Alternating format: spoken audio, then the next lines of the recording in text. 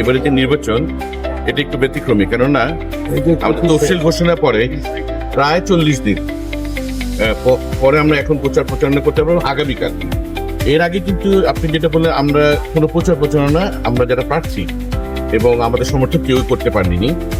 কারণ আমরা এখন যাব, আমাদেরকে আজকে মার্কা দেওয়া হবে এবং সেটা ধানশীষ মার্কা নিয়ে আমরা জনগণের কাছে যাব।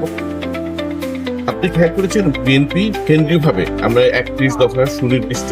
কতগুলো প্রস্তাবনা নিয়ে আমরা জনগণের কাছে যাচ্ছি। আমাদের পরিবার ব্রিটিশ আমল থেকে কিন্তু রাজনীতি করে আসছে এবং জনগণের সাথে সরাসরি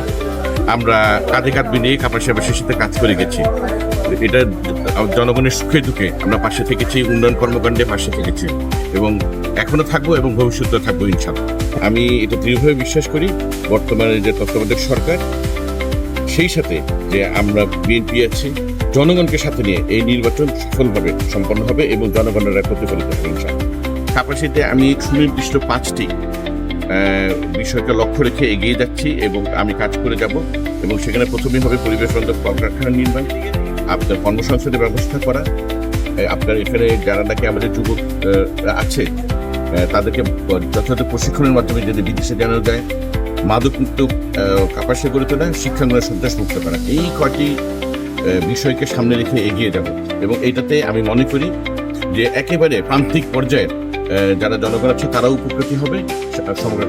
কাপাসিয়াবাসী। আপনি একটি কৃষি ব্যবস্থা আপনি দেখেছেন, আমাদের দল থেকে কৃষি কার্ডের কথা বলা হয়েছে, যেটাতে আপনার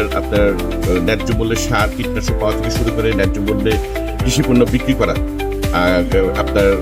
ক্রেতার কাছে